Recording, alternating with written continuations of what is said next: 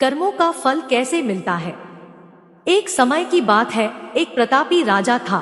उसने अपने राजमहल में ब्राह्मणों के भोजन का आयोजन किया और यह आयोजन उसने अपने बाग बगीचे वाले स्थान पर रखा था, इसलिए रसोइया भी उसी स्थान पर जाकर भोजन पका रहा था। उसी समय आकाश से एक चील आया। उस चील ने अपने मुंह में एक सर्प को दबाया हुआ था और जब वो चील उस बगीचे के ऊपर से जा रहा था, उस समय उस सांप ने उस चील को डसने की कोशिश की, जिसके कारण जहर की कुछ बूंदें उस बर्तन में गिर गई जिसमें ब्राह्मणों के लिए भोजन पकाया जा रहा था। लेकिन उस रसोइये को इस बात का पता नहीं चला। उसे जरा भी आभास नहीं हुआ कि जहर की बूंदें इस बर्तन में गिर गई है। फलस्वरूप वो सारा भोजन जहरीला हो गया और यह भोजन ब्राह्मणों ने खा लिया। तो जहरीला भोजन करने के कारण सभी ब्राह्मणों की मृत्यु हो गई और एक साथ इतने ब्राह्मणों की मृत्यु हो जाना कोई अच्छी बात नहीं थी और यह तो घोर पाप हुआ। अब भगवान के सामने यह प्रश्न उठा कि इस पाप की सजा किसको दी जाए। उस राजा को जिसने इस भोजन का आयोजन किया था, लेकिन उसे तो पता भी नहीं था कि भोजन में जहर है, या उस रसोइये को जिसने वो भोजन बनाया था, परंतु वो भी इस बात से अनजान था कि यह भोजन जहरीला हो चुका है। तो क्या सजा उस चील को दी जाए जो उस सर्प को लेकर वहां से निकला, और या फिर सजा उस सांप को दी जाए जिसने आत्मरक्षा के लिए उस जहर को उगला। तो यह बड़े असमंजस की स्थिति बन गई कि आखिर इतने बड़े घोर पाप की सजा किसको दी जाए। तो इस कर्म की सजा के लिए काफी दिन बीत गए। फिर एक दिन कुछ ब्राह्मण उस नगर में आए और उन्होंने एक महिला से राजमहल का पता पूछा।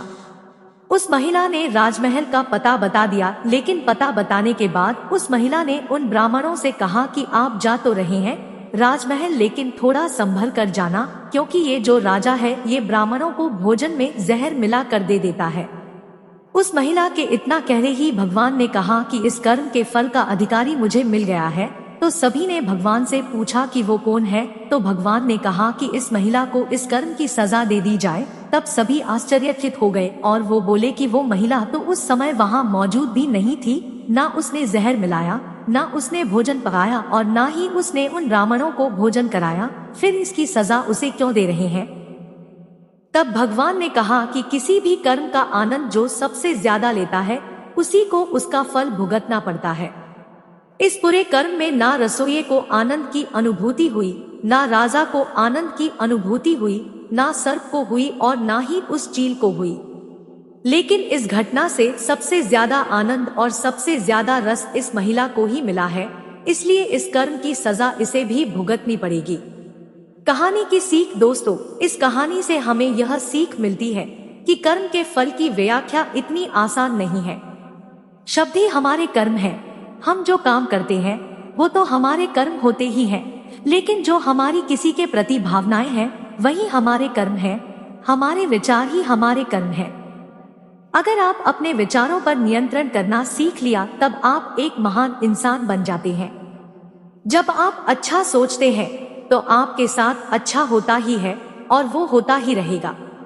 इसलिए किसी के भी बुरे कर्मों की आलोचना नहीं करनी चाहिए। दोस्तों, कहानी अच्छी लगी तो लाइक करें, शेयर करें, कमेंट करें और चैनल को सब्सक्राइब करें। Thank you.